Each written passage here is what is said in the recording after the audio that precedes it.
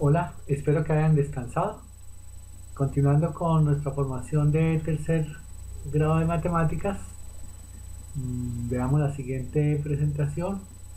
Dice adicionar y sustraer rápidamente números hasta 1000, utilizando estrategias y algoritmos basados en el valor posicional, las propiedades de las operaciones y o las relaciones entre adición y sustracción. Bueno, aquí hay varias palabras que quizás ustedes no recuerdan. Bueno, estrategias son caminos para resolver algún tipo de problema. Algoritmos se refiere a los pasos que se pueden dar para asegurar la solución del mismo. Valor posicional se refiere a los números en cuanto a su posición en que se encuentren, toman un valor distinto. El número 1, si está en la primera posición, es una unidad; si está en la segunda posición, es una decena; si está en la tercera posición, es una centena; luego unidades de 1000, decenas de 1000, centenas de 1000, sucesivamente. Entonces, unidades de millón, bueno, y así sucesivamente. Eh, ¿Qué más dice ahí? Pues relaciones entre adición y sustracción. Pues se puede entender la sustracción como sentido inverso de la adición. Bueno, pregunta ahí qué es 400 más 60 más 8. Entonces, pues básicamente es recordar, hay que pensar que los niños deben aprender lo que es unidades, decenas y centenas antes de hacer el proceso técnico memorístico. Y fundamentalmente pues es entender que esa operación se refiere a 4 centenas, 6 decenas y 8 unidades. Eso es 468. Ahí aparecen operaciones para resolver. 179 más 538. De pronto ustedes dirán que para qué tantas operaciones, por qué hacer tantas repeticiones, que recordando nuestra infancia, nuestra adolescencia, nuestros profesores nos colocaban muchas operaciones por resolver, y esa mecanización de operaciones es lo que yo he venido diciendo que es parte del trabajo de la memoria a corto plazo, de la memoria inmediata, donde uno hace acciones involuntarias, no siendo tan consciente de ellas, pero ayudan al día a día. Es decir, todas las rutinas que a diario hacemos sin necesidad de pensar, eh, nos ayudan a realmente pensar en lo que queremos que hacer, eh, para resolver problemas más complejos. Entonces esa rutinización, esos ejercicios diarios que hacemos, como cuando físicamente nos piden que movamos los brazos, y de pronto técnicamente uno los mueve para un lado y para el otro, y uno dice, pero ¿para qué todo el tiempo? No tiene sentido repetir y repetir la misma operación de mover el brazo. Pero los expertos en fisioterapia, los expertos en medicina, sí van a encontrar explicaciones fuertes frente a lo que es mover los músculos, lo que es mover, circular la sangre, hacer que los huesos no se atrofien. Es decir, hay una cantidad de explicaciones para que hagamos ciertas rutinas diarias. Entonces, por eso es que hay que ejercitar, en este caso, el cerebro, haciéndolo un poquito cada vez más rápido. Por eso estamos hablando de adicionar y sustraer rápidamente, y esa agilidad mental pues nos ayuda a nuestro día a día. Entonces dice ahí sume 179 más 538, y, y pues nosotros aprendimos que primero las unidades, 9 más 8 nos da 17. Escribimos, colocamos 7 y llevamos una. Cuando decimos nosotros llevamos una, que nos enseñaron nuestros maestros, pues se refiere a que no, es decir, como tenemos 17 unidades, 9 más 8 son 17 unidades, pues podemos repartirlas como una decena, que son 10, más 7 unidades. Por eso quedaron 7 en el campo de las unidades, y ahora 10 que pasa al campo de las decenas. Esas 10 unidades se convierten en una decena. Entonces esa decena más 7 y más 3 decenas que tenemos allí nos van a dar 7 más 3 más 1, nos daría 9. Continuando con el siguiente problema. Una empresa de transporte de carga tiene que movilizar 834 kilogramos. Entonces ya los niños ya están comprendiendo qué significa unidades de masa. Y bueno, esa empresa que va a cargar 834 kilogramos de pertenencias de sus clientes en cajas pequeñas y además 325 pues, kilogramos en cajas grandes, nos pregunta en total cuántos kilogramos debe empacar la empresa en cajas. ¿Sí? Entonces ahí aparecen que cajas pequeñas, cajas grandes. ¿Sí? Entonces no nos interesa saber si la caja es pequeña o si es grande, sino que en las cajas pequeñas hay 834 kilos o kilogramos y en las cajas grandes hay 325 kilos. Entonces lo que interesa a la empresa no es el número de cajas, ni cuántos grandes ni cuántos pequeñas, sino que es el peso de la caja. Entonces la unidad de medida es muy importante tenerla en cuenta cuando se hacen operaciones y para entender en el contexto de la solución del problema. Ahí es donde están los distractores y que a veces nos confunden y por eso de pronto no damos los resultados que tenemos que dar. Entonces ahí es que sumar las dos cantidades de kilogramos y eso sería el total. Bueno, ¿qué número hace la ecuación verdadera? ¿Sí? Entonces ahí estamos hablando de dos cosas que son iguales. Y una cosa es la adición del lado izquierdo y debe ser igual a la adición del lado derecho. O la sustracción que hay en el lado izquierdo es igual a la sustracción del lado derecho. Hay dos operaciones. Entonces en la primera nos preguntan que cuánto más 138, algo que no conocemos, más 138 nos da igual a 218 más 321. Entonces, ¿cómo se puede resolver esa situación? Pues sabemos que algún número que se le sume 138 nos vea del lado derecho. El lado derecho se puede sumar, ¿sí? Entonces podemos sumar 238 más 321. En este año quizás el niño todavía no suma de memoria, mentalmente, y el próximo año ya comenzamos a hacer más operaciones que sean mentales. Entonces pues uno mentalmente podría estar pensando que 218 más 321 es como sumar 200 más 300 que nos da 500 y 18 más 21 que nos da 39, 539. Ese sería el lado derecho. Y entonces la pregunta es 138 más cuánto nos da 539.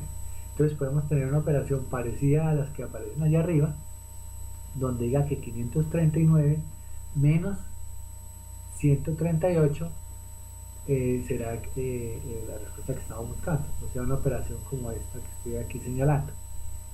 ¿Sí? Lo que ahora es 539, le quito 138, entonces ¿qué es lo que nos falta? ¿Por qué le quité 138? Porque el lado derecho nos daba 539 y queremos buscar un número que sumado con 138 nos dé esos 539 como resultado. Entonces también podemos utilizar esta última como alternativa para que nos dé 138 la respuesta. En fin, y abajo también se puede hacer la operación igual, se hace la resta en el lado izquierdo, 870 menos 258. Una forma de hacer esa resta es 800 menos 200 nos da 600 y 70 menos 58 que nos da 12, entonces 612 nos da el lado izquierdo. Entonces el lado derecho nos da 900 menos cuánto nos da 612, o 900 menos 612, cuál es el valor que nos hace falta. Bien, entonces hay que hacer operaciones, esa es la recomendación para coger esa agilidad mental. Bien, sigamos, pero ok.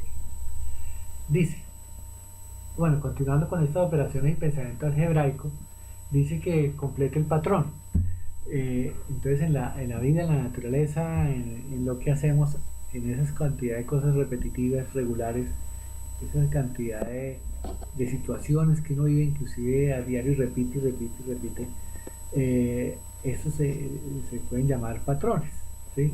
Cuando uno comienza a detectar qué patrón sigue determinada situación, qué secuencia sigue determinada situación, pues uno puede comprenderla un poquito más y quizás prever qué es lo que va a pasar en un futuro, ¿sí?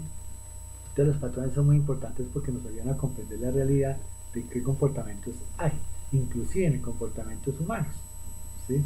Si a mí hay algo que siempre me está molestando o hay algo que siempre me agrada mucho, pues se va a dar un patrón en el cual se establece que cada vez que yo veo algo muy bonito, enseguida sonrío porque me agrada, pues es un patrón que se está dando en mi comportamiento.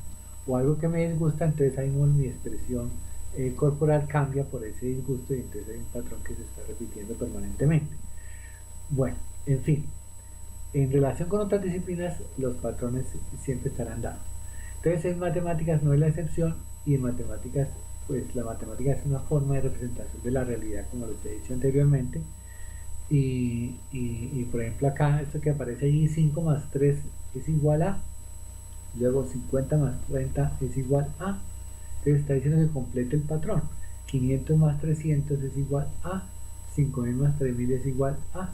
Entonces, si uno hace la primera operación 5 más 3, que es 8, ¿sí? Pues de ahí en adelante quizás no necesitemos hacer las operaciones, porque uno ya sabe que hay un patrón que se está repitiendo en esa secuencia. Y es que cada vez que aumente un 0 en una nueva operación, aumenta un 0 al 5, aumenta un 0 al 3. Entonces por eso nos dio 50 más 30 y ahora nos dio 80. Luego la respuesta ahora ya no es 8 sino 80. Luego el resultado final fue simplemente agregar un 0 a la derecha o multiplicar por 10. En la siguiente vuelvo y multiplico por 10.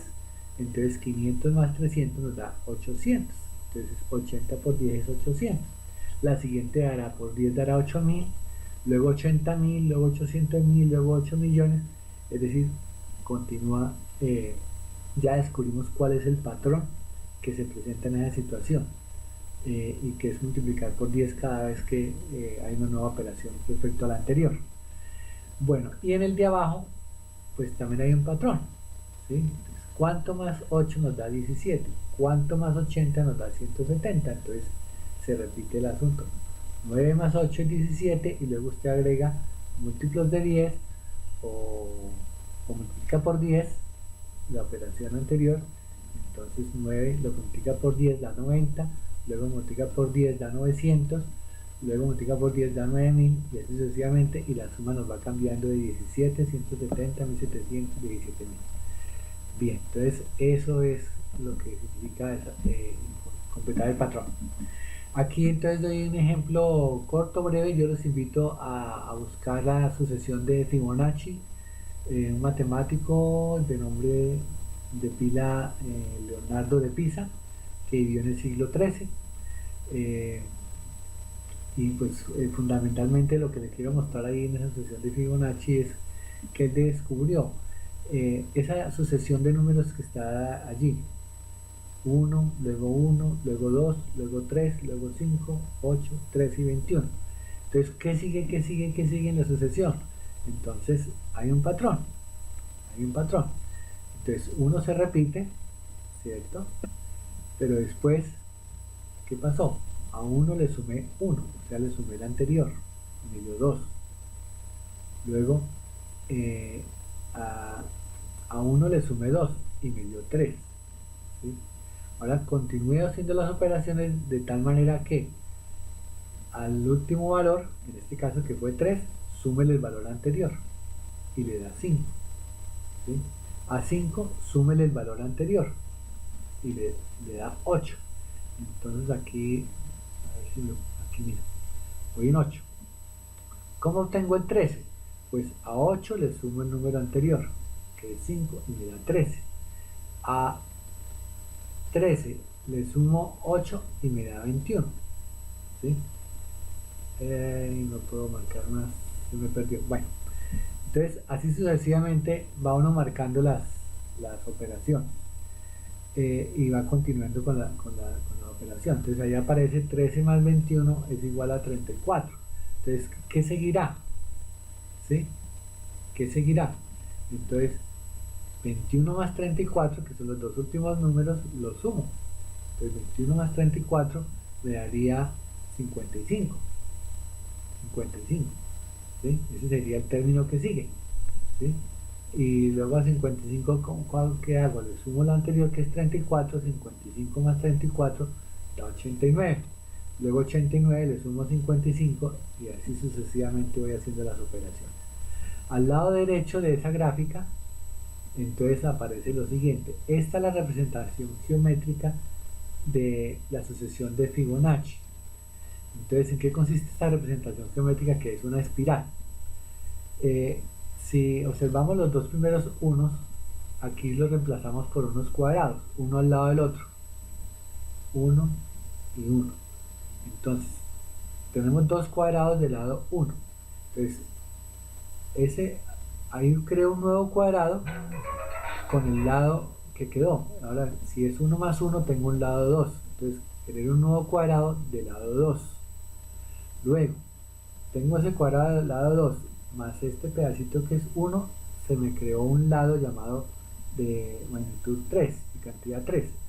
Entonces, de cantidad de longitud 3. Entonces, hago un nuevo cuadrado del lado 3. Y aquí está el cuadrado del lado 3. ¿Sí? Ahora, ¿qué se formó? Se formó este lado 3 más estas dos unidades da 5. Entonces este lado 5, ahora formo un cuadrado del lado 5. Entonces siempre voy formando cuadrados. Luego, ¿cómo formo el siguiente cuadrado? Aquí tengo 5 más una unidad 6 más 2 unidades 8. Creo un cuadrado del lado 8. Y así sucesivamente. 8 y 5, 13. Creo un cuadrado del lado 13. Entonces, los valores numéricos que se están dando allí son los mismos valores de la sucesión de Fibonacci. 1, 1, 2, 3, 5. Usted va mirando acá. 1, 1, 2, 3, 5. Luego 8, 13, 21. 8, 13, 21 y así sigue sucesivamente. Entonces, ¿dónde está la espiral? La espiral usted toma desde este lado inferior derecho del primer cuadrado, ¿sí? Y va buscando como diagonalmente en forma pues, de curva suavizada, va encontrando la siguiente, el vértice de la diagonal de ese cuadrado. Luego busco también el otro vértice que está en la diagonal de ese cuadrado, y así sucesivamente voy buscando los otros vértices, ¿sí? Siempre en la diagonal. Usted va en la diagonal de cada cuadrado y va buscando el vértice y va formando la espiral. Bueno, geométricamente se va dando esa espiral. Aquí aparece una piña, no se observa de pronto muy bien, ¿sí? Pero ahí se ve en líneas verdes que se va formando la espiral.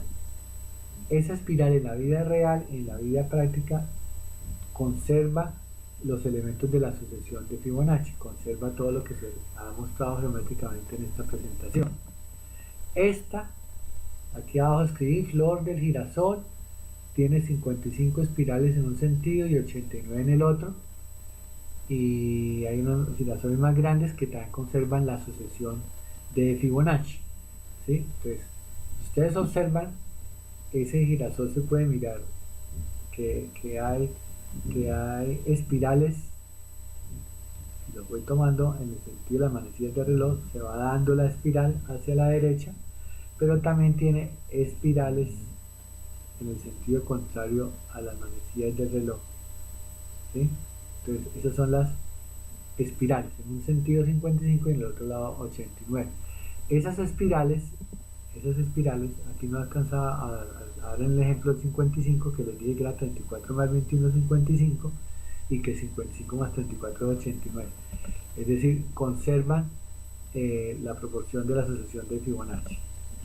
Y por último, el crecimiento de estas plantas y de muchas plantas van dándose de manera espiral, y se va dando la sucesión de Fibonacci en la determinación de la ubicación de cada una de las hojas de cada una de las plantas. Y eso obedece, según la naturaleza, a la necesidad de las plantas que tienen de tomar rayos del sol, ustedes saben, para obtener la fotosíntesis, obtener su alimento, y bueno, se vive en su proceso de vida. Entonces, en la naturaleza se conserva la sucesión de Fibonacci. Esto es una de las diferentes situaciones en las cuales hoy por hoy hay debate entre los formadores, entre los científicos matemáticos, respecto a si la construcción matemática está en el cerebro humano, es propia del ser humano, es una elaboración mental, o si las matemáticas están fuera de la construcción del ser humano y están en la naturaleza, están en el universo, como la sucesión de Fibonacci también se repite en el desarrollo de la galaxia. Bueno, hay debate frente a eso. Pero retomemos nuestro tercer grado. Miremos fracciones. Entonces, fracciones es un tema que es muy bonito, que cuando son del mismo denominador no genera mayores problemas. Uno dice un tercio más 2 tercios nos da 3 tercios, y que eso es una unidad, que 2 quintos más 3 quintos son 5 quintos, que eso es otra unidad. Es decir, separar una unidad por partes, dividirla en partes iguales y, y tomar de ellas una parte, pues eso es para nosotros comprensible tal vez. Quizás la dificultad, digamos, haciendo pruebas que sí, se han realizado con jóvenes de 15 años y con adultos, pues se ha encontrado que, que al hacer la operación más del 60% de las personas se equivocan cuando tienen denominador distinto, ¿sí? Y ahí sí tenemos una debilidad matemática fuerte que está desde tercer grado de primaria, ¿sí? Que es que memorizamos que siempre teníamos una unidad dividida en partes iguales y que siempre sumamos una parte igual más otra parte igual, y entonces nos dan dos partes iguales, o se pueden sumar fácilmente. Pero si quiero sumar una unidad que no es igual a otra, ya tengo dificultades en las matemáticas.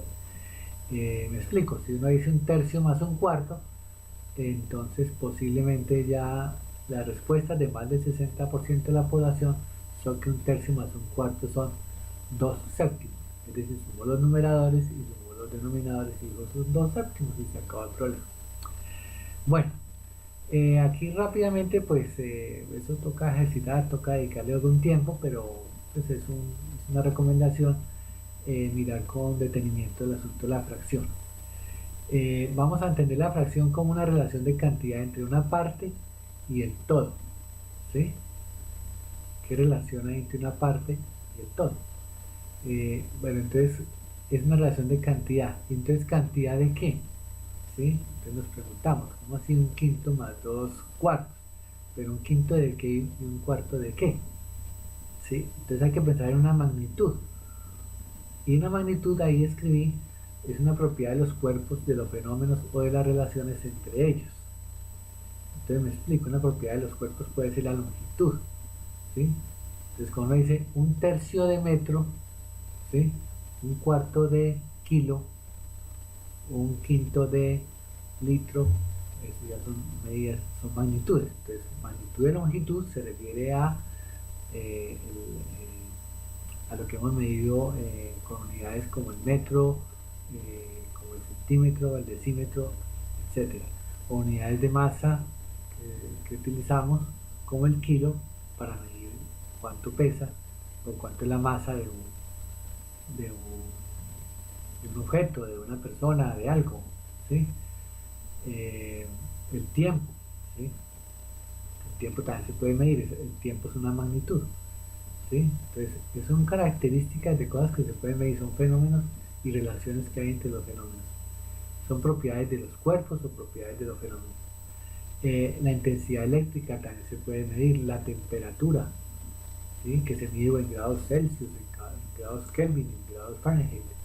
La intensidad luminosa, la cantidad de sustancia, el área, el volumen, el potencial eléctrico.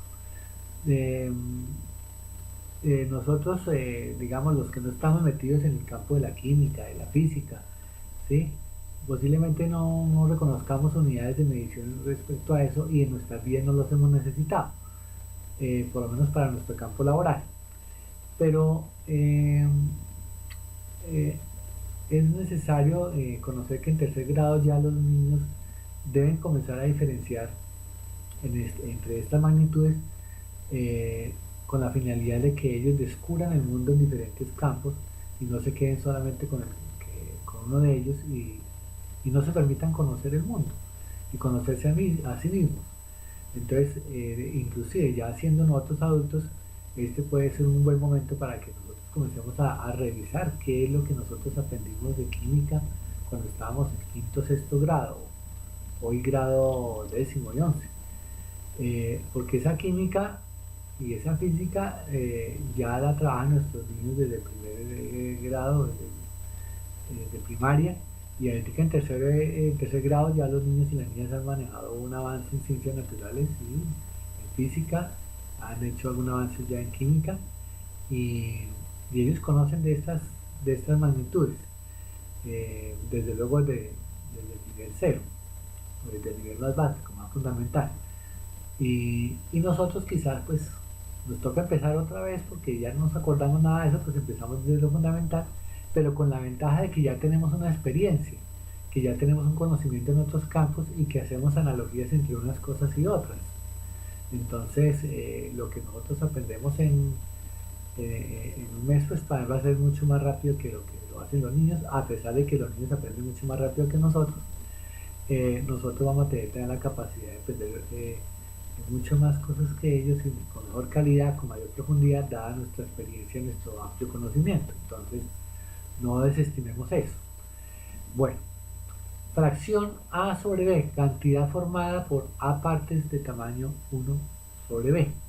Eso es fracciones A sobre B. ¿Sí? Es la cantidad formada por A partes de tamaño 1 sobre B. Entonces abajo pues un ejemplo porque eso necesitamos ir ejemplificando para comprenderlo más fácilmente. Entonces si a nosotros sí decimos en el campo normal de nuestra vida diaria, nuestra cotidianidad, que un evento duró 3/4 de hora, ¿sí? Y todos ya sabemos que son 3/4 de hora, y decimos, no, 3/4 de hora es 3 veces, pues el cuarto de hora, ¿sí? O 3 veces los 15 minutos, ¿sí? Entonces es una magnitud, en este caso que es el tiempo, ¿sí? Y esa cantidad que era un cuartico de hora, la repetimos 3 veces, 3 veces un cuarto de hora. Entonces, una fracción se entiende como es, una fracción A sobre B, es que 3 veces o 3 partes de la hora, ¿cierto? Se han repetido. ¿Qué partes de qué tamaño? 3 partes de la hora de tamaño un cuarto de hora. Eso nos da 3/4 de hora. 3 partes de tamaño un cuarto. O 3 partes de 15 minutos en otro lenguaje. Haciendo conversión del lenguaje. Fracciones. Entonces, seguimos. 2/5, que son 2/5. 2/5 de algo, en este caso de litro, de una magnitud de volumen, que es el litro, o de capacidad. Son dos conceptos distintos, pero pues, nos toca ir progresivamente de tercer grado le dando más profundidad a la explicación del concepto. Pero vamos a decir que un litro pues es una medida, digamos que es tomar un vaso de agua, de líquido, y tomar un litro de allí, lo que cabe en ese recipiente es un litro. Y entonces si tomamos 2/5 de litro, estamos diciendo que es 2 partes de 1/5 de litro cada una, ¿sí? Y esto se utiliza muchísimo pues en mediciones de cuando estamos en el campo de la cocina, o cuando estamos en el campo de la química, por ejemplo, ¿sí? Entonces se toman 2/5 de taza de agua por por un tercio de libra de harina, por decir algo, y se prepara algún producto. O en elementos químicos se utilizan en proporciones de tal manera que la reacción química se ve. Entonces, eso es 2/5. 2/5 de litro es 2 partes de 1/5 de litro. Entender la fracción 1 sobre b como la cantidad formada por una parte cuando el todo ha sido particionado en b partes iguales. Entonces ahí abajo aparece un ejemplo, ¿sí? Entonces, hablar de un medio, ¿sí? Como resultado matemático es igual a 2/4, es igual a 4/8. Estamos hablando respecto al número, la misma cantidad, ¿sí? Estamos hablando de la misma cantidad. En la figura se ve que en el primer caso el todo se dividió en 2 partes. Entonces 1 dividido en 2. Entonces en 2 partes iguales. Entonces quedó en 2 partes iguales. ¿Sí? Eso es entender la fracción 1 sobre b. O la fracción 2 cuartos, ¿qué es? Que se tomó la unidad, se dividió en 4 partes, ¿cierto? Y se tomaron 2, ¿sí? Entonces tenemos 2 cuartos. Por eso lo que nosotros aprendimos desde muy pequeños, que era que se dividía el objeto en 4 partes y que el denominador era el número de partes en que estaba dividido el objeto y que 2 era el número de partes que tomábamos. Y ese es el numerador, 2 cuartos. Pero como les decía, eso tiene su problema de enredo cuando hablamos de partes distintas, cuando no son iguales. Y luego, pues en el último caso, pues tomamos la unidad, la dimos en 8 partes y tomamos 4 de ellas. Entonces el área blanca, como que se puede observar, siempre nos dio la mitad del área total. Entonces son equivalentes y ahí se puede observar que hablar de un medio es igual a 2 cuartos igual a 4 octavos. Estamos hablando de esa parte blanca que es exactamente la mitad de ese objeto, de ese círculo. Bueno, y al lado derecho, en tercer grado, pues todavía no se muestra esa situación, pero pues debería como mostrarse y dejarlo como duda para los niños mientras aprenden a hacer esa operación. La operación de sumar un tercio más un cuarto. Entonces, ¿qué pasó allí? Que la unidad, ¿sí? Ese círculo, como en el caso anterior, ese círculo en el primer momento se dividió en 3 partes iguales, pero en el segundo momento se dividió en 4 partes iguales. Luego el tamaño en el primer caso es distinto al tamaño en el segundo caso, ¿sí? Entonces lo que hicimos fue repartir esa torta. Nosotros llamamos siempre la misma torta del ejemplo en todo, siempre en matemáticas. Esa torta la dividimos entre 3 en el primer caso, pero luego tomamos otra torta idéntica y la dividimos entre 4 en 4 partes. Entonces ya sabríamos entender que en qué caso les tocó de a más, a los que les tocó repartirla entre 3 personas o a los que les tocó repartir la torta entre 4 personas. Entonces ya entenderíamos que el tamaño de la porción es distinto en cada uno de los 2 casos. Luego, sí importa es la medición, ¿sí? ¿Cuál es el tamaño? ¿Cuál es la magnitud que estamos midiendo allí? En este caso, pues siempre hay que mirar qué magnitud es, si es de longitud, es de área, es de volumen, es de intensidad luminosa o de qué. Ahí pues en el ejemplo no estamos diciendo todavía qué es lo que estamos midiendo, qué magnitud estamos midiendo. Bueno, entonces eso queda para cuarto grado, esa explicación de esa operación.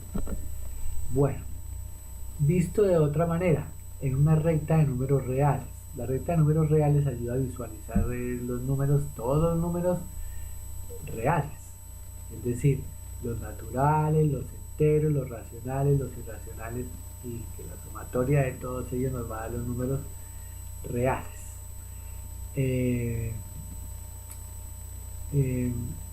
Si se observa ahí arriba dice 1 vez 3 cuartos, pues hay una medida de 3 cuartos de unidad.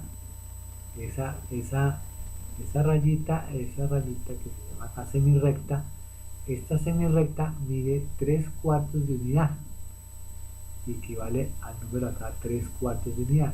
Equivale a que la unidad se dividió en 4 partes iguales, 1, 2, 3, 4 partes iguales, y 3 cuartas partes de esa unidad equivalen a esta magnitud. Entonces 1 vez 3 cuartas partes. Aquí le uno a otra semirrecta que va desde ahí, otra vez 1 cuarta, 2 cuartas, 3 cuartas, otras 3 cuartas nos van a dar 6 cuartas partes. Ya tenemos 2 veces 3 cuartas partes, y otra vez lo mismo, tenemos 3 veces 3 cuartas partes. Entonces se puede observar las magnitudes en una recta de números reales, y en los números reales se pueden separar los números enteros, que son el 1, el 2 y el 3, etcétera. Se pueden separar en partes iguales cuantas nosotros deseemos, y tenemos en este caso 3 cuartas partes. Aquí más otras 3 cuartas nos van a dar 6 cuartas partes. La segunda unidad la dividan en 4 partes y la tercera unidad la dividen en 4 partes. Aquí la recta real está también la unidad separada en 4 partes iguales, y aquí está la unidad separada en 8 partes iguales. Si yo entro a comparar acá, se puede comparar, pues hay una unidad, pero en el primer caso se separó, se dividió en 4 partes iguales y en el segundo caso se dividió en 8 partes iguales. Luego aquí tendríamos 4 cuartos, 4 sobre 4 que es 1, y aquí tendríamos 8 octavos, 8 sobre 8 que es 1, y así sucesivamente. Entonces tenemos acá 5 cuartos, 6 cuartos, porque vamos a dividir en partes iguales. Tenemos 4 cuartos más otro cuarto, 5 cuartos, más otro cuarto, 6 cuartos, 7 cuartos, 8 cuartos. Y aquí, como estamos en octavos, teníamos 8 octavos, ahora 9 octavos, 10 octavos, 11 octavos, 12 octavos, 13 octavos, 14 octavos, 15 octavos, 16 octavos. 16 sobre 8 que es 2, 16 octavos. Entonces ahí se hace una relación entre números fraccionarios y números enteros y se pueden visualizar con ayuda de la recta de los números reales. Bueno, ¿qué más hacen en tercer grado los niños y las niñas? Pues simplifican fracciones, reducen fracciones. Todavía no sabemos qué es máximo común divisor, pero sí sabemos que el número 3 se puede dividir por 1 y se puede dividir por 3. Eso ya se puede ir sabiendo, de tal manera que 3 sobre 1 nos dé otro número entero que se llama 3, y que 3 sobre 3 nos da un número que se llama 1. Entonces, reducir fracciones con la finalidad de hacer los procesos más rápidos y poder identificar también cuando dos cosas son iguales, son idénticas, nos ayudan en las operaciones, ¿sí? Entonces, simplificar los números hace que sea más sencillo todo. Como cuando uno simplifica la realidad diciendo que muchas cosas que ocurren en el país ocurren en mi casa. Entonces uno simplifica lo que pasa en un país, pueda que muchas no se den, pero hay otras que sí, que lo que pasa en el país ocurre muchas veces en nuestros hogares. Bueno, eso simplifica la realidad. Entonces, el número más grande que divida a 3 y a 6 al mismo tiempo. Eso significa reducir la fracción. Si yo encuentro un número que pueda dividir por 3 y que pueda dividir por 6 y que no al mismo tiempo, pues la fracción siendo la misma. Lo que encuentra uno me da 1, y que si a 6 lo divido entre 3 me da 2. Entonces, si puedo dividir tanto numerador como denominador por 3, entonces eso me da 1/2. Entonces estamos hablando de 3 sextos igual a 1/2. O sea, como aparecía acá, 4 octavos es igual a 1/2. Aquí ocurre algo parecido, es idéntico. 3 sextos igual a 1/2. Se dividió la unidad en 6 partes y tomó 3. Es lo mismo que tomar la unidad, se divide en 2 partes y tomar 1. Bueno. Y otro trabajo que hacen los niños de tercer grado es ordenar fracciones de menor a mayor, o ordenarlas de mayor a menor, simplemente observando el tamaño de las fracciones, ¿sí? Entonces le preguntan a los niños que cuál fracción es más grande. 2 séptimos quintos. Entonces las unidades, en el primer caso en 10 pedazos, en el segundo en 7 porciones y en el tercero en 5 porciones. Es decir, ahí aparece la cantidad de porciones, pero siempre estamos tomando solamente 2 porciones de cada una de las tortas. Entonces aquí están por eso señaladas con color amarillo: 2 porciones, 2 porciones y 2 porciones.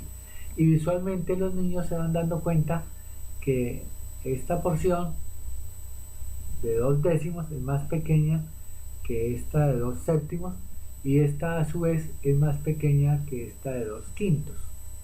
Luego, como pequeño que 2 séptimos, más pequeño, y 2 séptimos es más pequeño que 2 quintos. Y si miran los denominadores, resulta que entre más pequeño es el denominador, en este caso 5, y es más pequeño que 7 y más pequeño que 10, entre más pequeño es el denominador, más grande es la fracción, ¿sí? O sea que ocurre lo contrario a los números enteros, donde el 5 es menor que el 7 y menor que el 10. Aquí en los fraccionarios se va dando lo contrario, que el 5 es menor, 2 quintos menor que 2 séptimos, perdón, 2 quintos mayor que 2 séptimos y mayor que 2 décimos. Bien, bueno, ahora el otro contenido matemático de tercer grado respecto a medición y datos. los niños y las niñas aprenden a medir y a hacer estimaciones cuando no se necesita saber con exactitud y con precisión o no se tienen los instrumentos para medir con precisión. Entonces se hacen estimaciones, ¿sí? ¿Qué niño pesa más que otro? ¿Qué pesa más? Una piedra o un pedazo de algodón y de pronto un algodón muy grande, grandote y una piedra muy chiquita, pero de pronto la piedra resulta pesando más, etcétera. Se hacen ahí estimaciones con los niños. Bien, y se hacen mediciones. Entonces un litro, por ejemplo, se les puede explicar, un litro equivale a 4 tazas de determinado líquido, ¿sí? Y ellos pueden observando y hacen la práctica y ustedes pues desde luego lo pueden hacer con sus objetos de cocina, objetos que tengan a la mano, donde tengan la marca de cuánto es un litro y, y lo separan 4 tazas. Bueno, entonces los niños identifican unidades de volumen por ese lado. Y por otro lado pueden utilizar unidades de masa, ¿sí? En el caso de esta gráfica, por ejemplo, está mostrando una equivalencia, que un litro de un líquido, en este caso de agua, un litro de agua pesa exactamente 1 kilo, y que este producto, que puede ser un corche o algo cuya masa en una balanza de 1 kilo, pues equivale a ese litro, ¿sí? Entonces tenemos equivalencia entre unidades de volumen y unidades de masa, ¿sí? Y que este objeto también puede pesar 1 kilo, un objeto hecho de pronto en aluminio o en hierro o en cobre o en plata, que pese, bueno, que pese 1 kilo. Entonces las tres cosas pueden ser equivalentes en algún momento. Y ahí aprenden algunos factores de conversión, de a cuánto equivale un metro, en este caso en otras unidades de medidas, unidades en pies. Entonces ahí se les comienza a explicar que existen diferentes sistemas de medición y, y hay que comprender esos sistemas de medición. Y aquí en el tiempo, el manejo del tiempo, pues los niños y las niñas pues vuelven a manejar sus horas, sus intervalos de tiempo, en relojes, en cuánto gastan en hacer una tarea, etcétera. Pero también pueden hacer análisis de cuánto gastan ellos, cómo distribuyen su tiempo, así como todos nosotros debemos hacerlo permanentemente, cómo estamos distribuyendo nuestro tiempo del día, ¿sí? Cuánto tiempo durmiendo, cuánto tiempo haciendo un trabajo, cuánto tiempo haciendo estudio, cuánto tiempo transportándonos de un lado para otro, ¿sí? Cuánto tiempo asistiendo a clases o asistiendo a conferencias, etcétera. Entonces, esa distribución de tiempo pues, nos ayuda a ser más conscientes del mismo, a manejarlo y a buscar alternativas para planear y controlar mejor nuestro tiempo. Bueno, ¿qué más se mide? Medición y datos, ¿qué más se mide y qué más se estima en tercer grado? En tercer grado pues se pueden mirar pesos grandes, medidas grandes, ¿sí? Aunque este es un elefante todavía bebé, ya lo están pesando, todavía está en su infancia. Se utiliza un instrumento que se llama báscula, entonces hay que comenzar a entender que hay instrumentos que ayudan a la medición. Aquí está el marcador de cuántos kilos puede pesar ese elefantico y cuántas toneladas pesa un elefante, y compararnos comparar diferentes pesos de animales. Y como están hablando de ciencias naturales, ellos se integran o hay que buscar la forma de integrar los conocimientos de las diferentes áreas. Bueno, esto de pronto no lo diga mucho, pero ellos ya saben que es el oxígeno, el carbono, el hidrógeno y el nitrógeno, y quizás nosotros pues no lo sabemos, así hayamos pasado ya por química de quinto de bachillerato.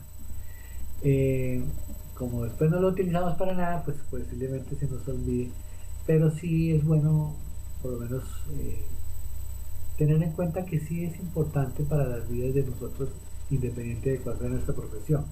Al fin y al cabo, pues todos tenemos un cuerpo humano y nuestro cuerpo humano está compuesto de algo y debemos cuidarlo. Entonces eso nos lo enseñan desde preescolar, pero quizás por eso hay obesidad, quizás por eso hay enfermedades, por descuidos del cuerpo humano, y es perder la conciencia de que nosotros tenemos unas necesidades, unas capacidades que recibimos unos alimentos que a veces digerimos bien, a veces no, etcétera. Entonces el cuerpo humano tiene una composición de, dice, por lo menos 96% en esos cuatro elementos: el oxígeno, el carbono, el hidrógeno y el nitrógeno. Estamos hechos de eso. Entonces es sorprendente y es fascinante, es interesante, y es bueno pues comenzar a estudiar aquello que de pronto dejamos de lado frente a estos elementos de la química. Y esa composición del cuerpo humano pues es parte de lo que es medición y es parte de datos, ¿sí? Bueno, aquí entonces muestro una gráfica sencilla o complicada para muchos de nosotros más bien, que dice que esto es un átomo de carbono y que el átomo de carbono tiene 6 protones y que por eso se dice que es el peso del carbono, y que el peso del carbono es algo que, pues comparado con el peso de un elefantico, pues cómo lo vamos a medir. Entonces ya tenemos dificultades, que cuánto pesa un átomo, y pues nos vamos a sorprender que, que para sacar un gramo nomás de carbono se necesitan trillones o trillones de átomos. Entonces ya son cifras que poco manejamos, inimaginables. Hay un número llamado de Avogadro, que es 6 por 0, 6 por 10 a la 23, creo que es, sí, creo que es así. Entonces, si uno va a hallar el tamaño de un átomo, pues no lo podemos medir con una báscula ni con un instrumento, y entonces necesitamos hablar de pronto del espectrómetro, y el espectrómetro sí nos ayuda a medir el peso de ese átomo, y, y bueno, así sucesivamente. Hay que pensar en instrumentos de medición, hay que mirar pues, qué relaciones hay entre unas mediciones y otras, y bueno, porque todas las mediciones nos van a decir pues, si nos estamos bien de salud o no, por ejemplo. Bien, los datos y la información que se mide pues se puede representar e interpretar en tablas. ¿Sí? Entonces los niños y las niñas aprenden desde pequeños a leer pictogramas, a hacer algunas interpretaciones, a hacer los dibujitos. Aquí por ejemplo las calificaciones de ellos las pueden observar y pueden compararlas. Aquí en este eje se ve que es insatisfactorio, satisfactorio, bueno, notorio, sobresaliente, y en este eje se ve el número de alumnos. Entonces una lectura rápida nos dice que donde más alumnos en las calificaciones de matemáticas del tercero A, donde mayor cantidad de alumnos hubo fue el noveno, el resultado fue satisfactorio, ¿sí? Entonces ahí es donde está como la mayoría del curso, la mayoría del grupo, tercero A, que puede ser preocupante que hay 4 que están reprobando matemáticas, que solo hay 2 que son sobresalientes. Son lecturas que van haciendo los niños y las niñas y que qué vamos a hacer para mejorar la situación de las calificaciones. Y aquí se puede observar en la línea de tiempo, 1992, 93, 94, 95, 96, 97, los años, cómo va haciendo la producción de maíz por HA, o sea, hectáreas, y aquí se observa que año a año ha venido creciendo. Todavía no se sabe en qué proporción, habrá que hacer otro análisis, pero ya se va viendo por la figurita nomás que va creciendo la producción en hectáreas de maíz en algún lugar. Entonces son lecturas que se hacen rápidamente a través de observaciones de tablas, y se van haciendo representaciones e interpretaciones. Representar es hacer la tabla, hacer la figura con todos sus elementos, e interpretar es la lectura que yo les he venido haciendo. Por ejemplo, que había 18.400 hectáreas en el 96 y que hubo un aumento de más o menos 3.200 o 3.245 hectáreas para el año siguiente en la producción, y así hacemos lecturas.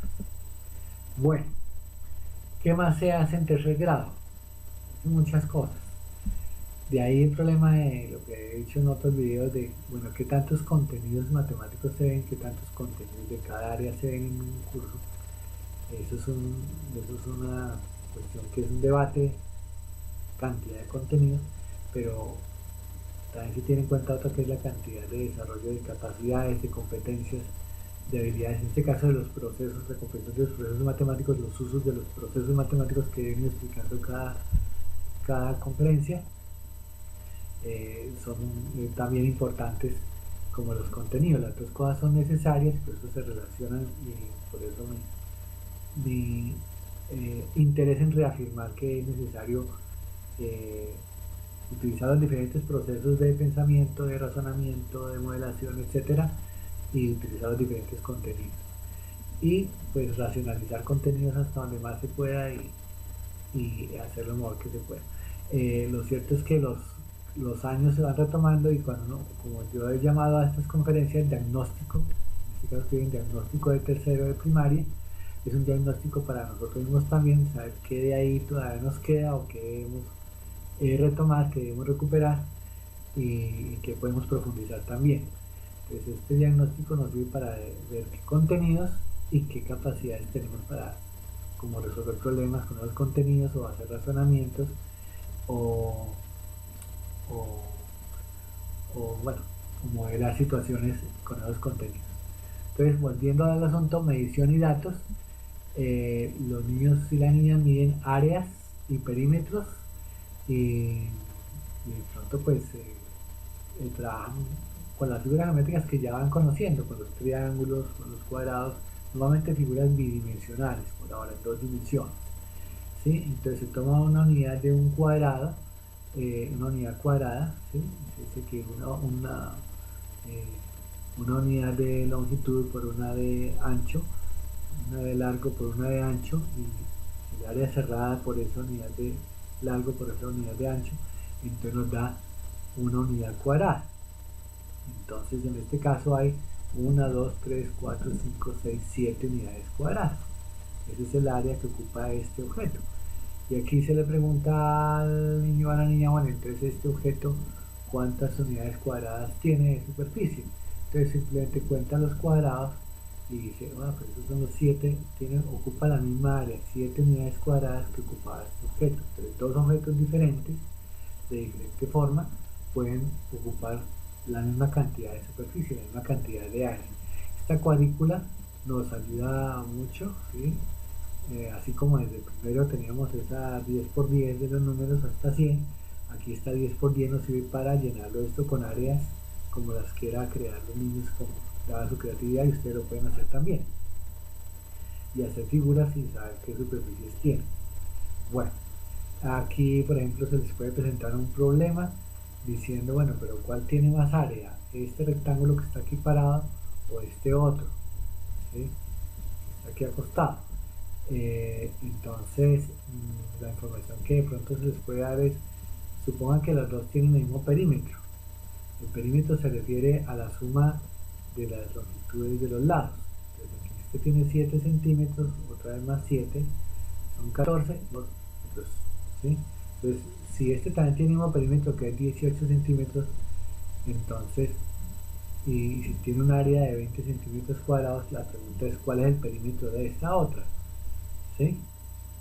De tal manera que su área sea 20 centímetros cuadrados. Entonces, como el área de este rectángulo, o de cualquier rectángulo, los niños por ir rellenando estos cuadraditos y demás se van dando cuenta que este largo por este ancho, o esta base por esta altura, más bien dicho, base por altura, nos da el área del rectángulo. Entonces, ¿cuál será la base y cuál será la altura? De tal manera que al sumar todos los lados, esta base se suma, se multiplica por 2 y esta altura se multiplica por 2, ya tendríamos el perímetro. Entonces, base por altura nos debe dar 20 centímetros cuadrados. Entonces, ¿qué nos debe dar 20? Entonces, en números enteros, eso lo puede uno hacer acá, pasar ese rectángulo acá y a tomar las medidas. En números, como decir, pero este rectángulo es más pequeña la base. La diferencia no es tanta, 10 por 2 sería más angosto. Pero si es 5 por 2, no acá, como los 10, 5 por 4 sería 20. 5 por 4 nos da área de 20. Y si tiene dado 5, 5 más 5 es 10, más 2 es 12, y más, perdón, 5 más 5 es 10, más 4 14, más 4 18. Es decir, tenemos un perímetro de 18 que es el que nos dieron acá que es equivalente a este perímetro de este otro rectángulo. Entonces un perímetro de 18 que es 5 más 5, 10 más 4, 14 más 4, 18, 18 de perímetro, 5 y 4, 5 de base y 4 de altura. Por 4, área de este rectángulo, base por altura, sería 7 por 2, 14 centímetros cuadrados. Entonces resulta que este rectángulo tiene menos área que este otro. Este vale 14 centímetros cuadrados de área y este tiene 20 centímetros cuadrados de área. Entonces, dos rectángulos con el mismo perímetro pueden tener áreas diferentes. Eso es algo que los niños y las niñas poco a poco irán descubriendo, de pronto no en tercero, quizás en cuarto, en quinto, en sexto grado descubran bien esa relación. Bueno, aquí, pues, ¿cuál es el área? 5 por 3, 15 centímetros cuadrados. Aquí, ¿cuál es el área? Podríamos decir que 7 por 3, 21, si estuviera completo el rectángulo, pero habría que quitarle el área del rectángulo pequeño.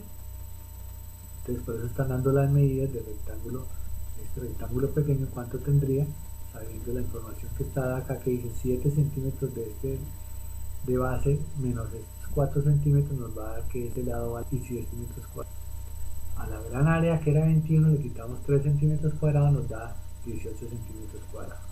Pero también se puede resolver de otra manera, que es este rectángulo superior, ahí se puede tomar las medidas, este rectángulo aquí inferior, también se pueden tomar las medidas, y este último rectángulo, se suman los tres rectángulos, ¿sí? Y nos da el área que está pidiendo. Debe coincidir. Y por último, medición acá, pues la plática siempre está metida en muchos problemas, en muchas situaciones, y cuando llevamos a la vida real, pues cualquier objeto, cualquier uso que hagamos de bienes, y que ocupen determinadas áreas, eso significa un uso de materiales, y entre más área tenga que ocupar los materiales, pues más cantidad de material entonces se necesita, pues habrá más costo. Entonces, por eso es importante también las mediciones en cuanto al dinero. Bueno, en tercer grado se aprende geometría, se continúa, ya los niños y las niñas vienen observando desde preescolar.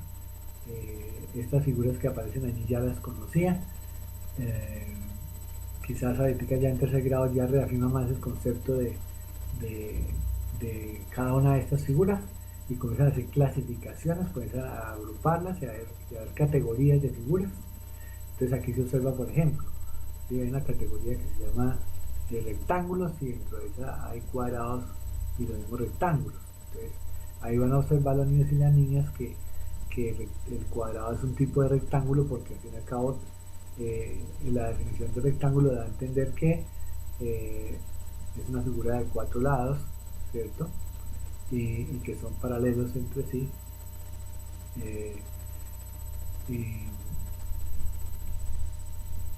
y esos rectángulos forman parte de algo que se llama paralelogramo. Entonces pues son paralelos, forman parte de la categoría de paralelos, y como es figura de 4 lados, entonces están en otra categoría superior llamada cuadrilátero.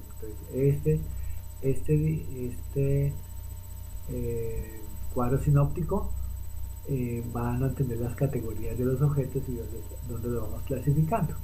Entonces esta imagen, esta representación nos ayuda a comprender, a memorizar al comienzo con los niños y las niñas, y después a analizar e interpretar las diferencias entre unas cosas y otras. Entonces todo el tiempo desde pequeños, para diferentes campos de nuestra vida, se necesitan hacer categorías de las cosas, hacer agrupaciones y hacer semejanzas y diferencias entre las cosas según sus atributos, para poder comprenderlas y para poder tomar decisiones con ellas.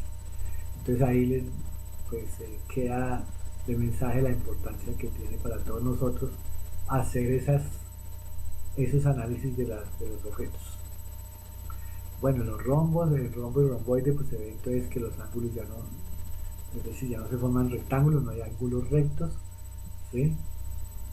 Aunque sí hay paralelos, entonces este lado del rombo es paralelo a este otro, y este es paralelo a este otro. y bueno, rombos los cuatro lados aquí son iguales, romboides los cuatro lados no son iguales, sino son iguales 2 a 2. El trapecio, entonces también son iguales 2 a 2, aquí hay paralelos 2 a 2, en el trapecio, este es paralelo a este. Pero el trapezoide, aquí ya no hay paralelismo de ninguna manera. Están en no paralelogramos los trapecios, eh, entonces se observa que son iguales los lados 2 a 2. Me refiero a que este es paralelo a este, pero son eh, en este caso diferentes a este, que todos los lados son desiguales. Bueno, bueno, no tantas cosas que pues, quisiera decir.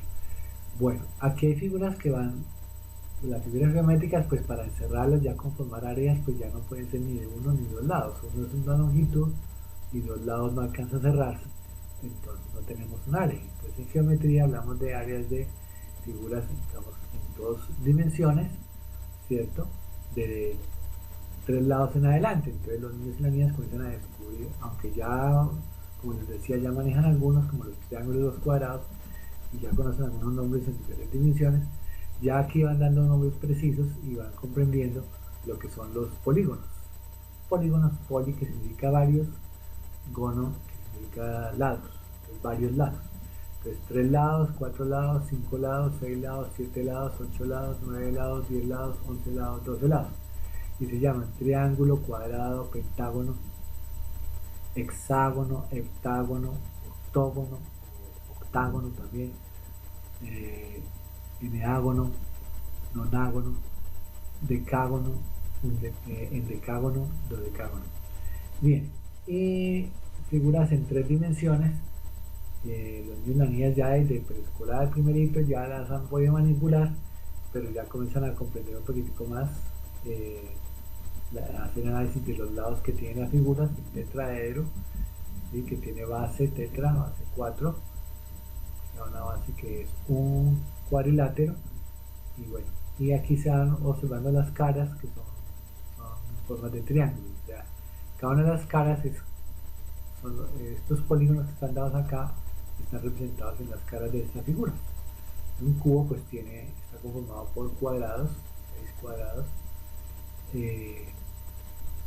forman el cubo.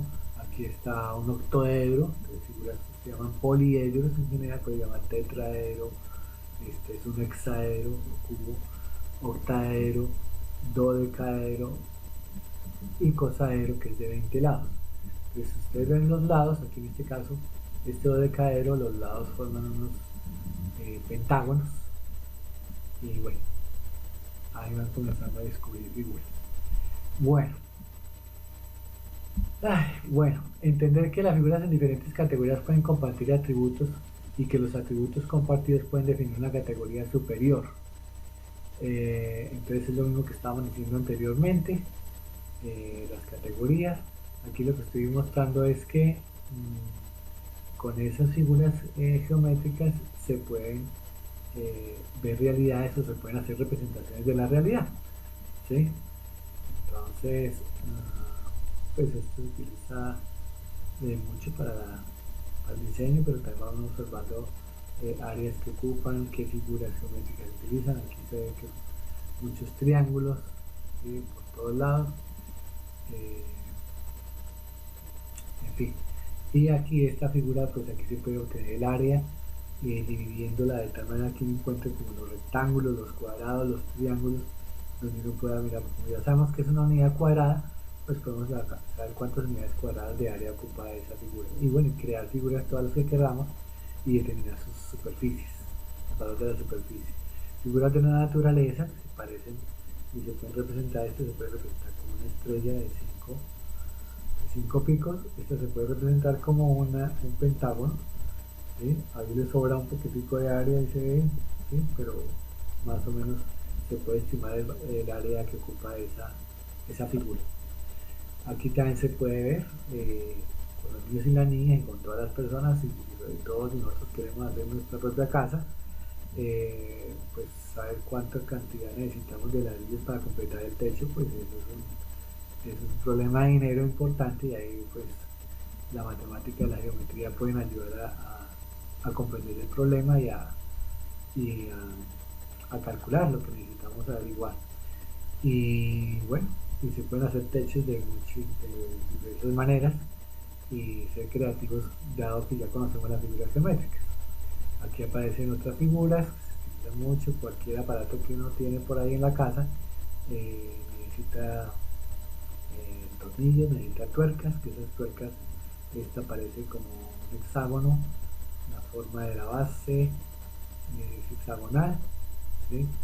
eh, hacer pintura, hacer dibujo. Pronto conozco varias personas que así nos gustan los números y poco le damos a esta cuestión del arte, pero quizás ya con estas asesorías y comprendiendo que el cuerpo humano tiene una forma geométrica perfecta, que hay una relación de proporción entre manos y brazos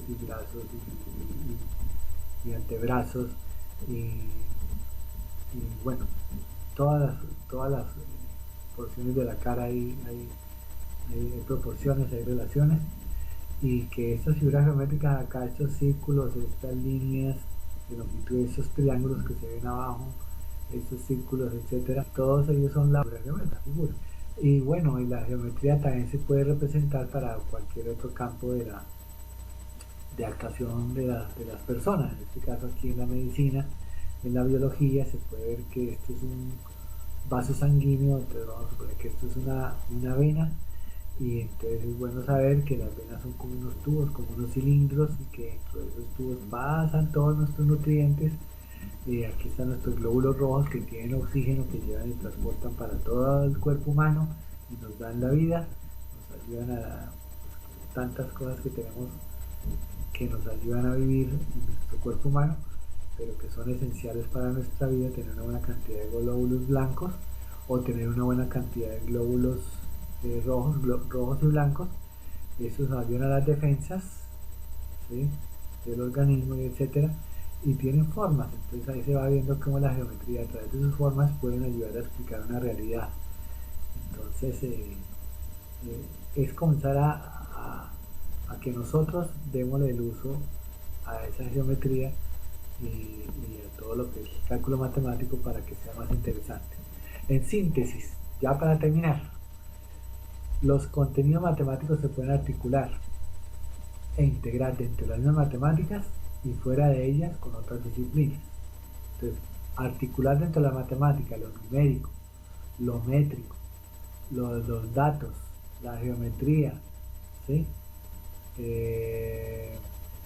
Lo que es el álgebra o la variación, las generalizaciones que ocurren en la matemática, todo se puede articular y se pueden integrar también unas con otras, y se pueden integrar a los procesos matemáticos, a los procesos de formulación de problemas, de conceptualización y procedimientos algorítmicos, de razonamiento, de comunicación, de modelación. Estos 5 procesos se pueden articular e integrar con los contenidos, con los pensamientos. Y la misma matemática se puede integrar y articular con otras áreas, con otras disciplinas, como lo estábamos yo mostrando, con el arte, con las ciencias naturales, con la medicina, con la arquitectura, etc. Entonces todo eso tiene relación. Los procesos matemáticos, bueno, y lo último que escribo ahí, los procesos matemáticos que acabo de mencionar, se realizan sobre los contenidos matemáticos y se pueden hacer analogías con los contenidos de otras disciplinas. Analogías son cosas en las cuales uno puede encontrar parecidos, correspondencias, y nos ayudan a comprender las cosas cuando las entendemos de pronto dentro de otro campo distinto al nuestro. Y las analogías pues nos ayudan a no solo a comprender, sino pues, a tomar decisiones, a hacer análisis, a hacer interpretaciones, a evaluar cómo vamos todo, a hacer inferencias, a suponer qué va a pasar o qué pasaría si, a formular hipótesis, todo eso. Y en síntesis, lo que hicimos fue trabajar, y espero que hayan pues, aprendido mucho, recordado mucho y generado inquietudes para que de aquí en adelante miren a ver de estos contenidos que toca retomar: productos de números enteros, cocientes, vimos adición y sustracción, hasta unidades de 1000, propiedades de la multiplicación, que cuando es conmutativa, cuando es asociativa, cuando es identidad, cuando es distributiva, cuando es cero, esas propiedades, para qué sirven las propiedades de las cosas, en este caso de la multiplicación, las fracciones para qué se utilizan, cómo se utilizan, las mediciones y las estimaciones, qué relación y qué significado tienen, para qué intervalos de tiempo, para qué manejar el tiempo, para qué el espacio. Yo insistiré todas mis conferencias respecto a que estamos delimitados por tiempo y espacio, y eso es muy importante. Con un tiempo de 24 horas hacemos cada uno cosas distintas, pero el tiempo es el mismo. Y el espacio, pueda que algunos tengan espacios donde trabajar más grandes que otros, pero en un mismo espacio de 2 metros cuadrados hay muchas cosas que se hacen de manera distinta y cada uno de nosotros tiene que ingeniárselas para aprovechar al máximo el uso de ese espacio. Volúmenes de líquidos también. Volúmenes significa que ocupan un lugar en el espacio, hay un largo, hay un alto, hay un ancho. Esos volúmenes, o sea, que estamos ocupando espacio. Y bueno, si es de líquidos o lo que sea, ocupan espacio. Masas de objetos para transportar, o masas para ver si la composición es adecuada o no es adecuada. Dependiendo de lo que necesitemos, siempre estamos pesando objetos o personas. La misma tierra se pesa. Medición de áreas y perímetros. Pues áreas significan pues, ocupar espacios, perímetros también implica pues, desplazamientos, representación e interpretación de datos para poder simplificar la realidad. Uno representa a través de datos, de números, de tablas, de pictogramas, de diagramas de barras. Todo este tipo de representaciones ayudan a observar. Entonces, una imagen dice que vale más que 1000 palabras, y eso es cierto. Yo he hecho más de 1000 palabras el día de hoy. Luego las imágenes tienen que ayudar a sintetizar lo que se ha expresado. Figuras geométricas con el fin de crear, de desarrollar, la arquitectura, todo tiene formas geométricas, desde lo microscópico hasta lo macroscópico, todo tiene formas geométricas y se pueden relacionar unas con otras, se pueden adicionar unas con otras, restar unas con otras, se pueden rotar las figuras geométricas, se pueden trasladar de un lugar a otro, y eso pues de eso se trata, de comprender esas figuras geométricas y categorizar pues, los objetos y las ideas, todo hay que categorizarlo para poderlo comprender más y identificar atributos. Bueno, creo que hasta allí más. A todos muchas gracias, espero que esto sea de mucha utilidad. Para mí lo ha sido, para poder estudiar y poder explicarme a mí mismo lo que estoy recordando, lo que estoy aprendiendo, lo que estoy utilizando.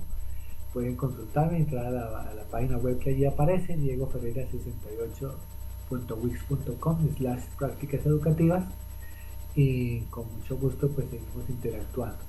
Entonces, para todos, muchas gracias y hasta pronto.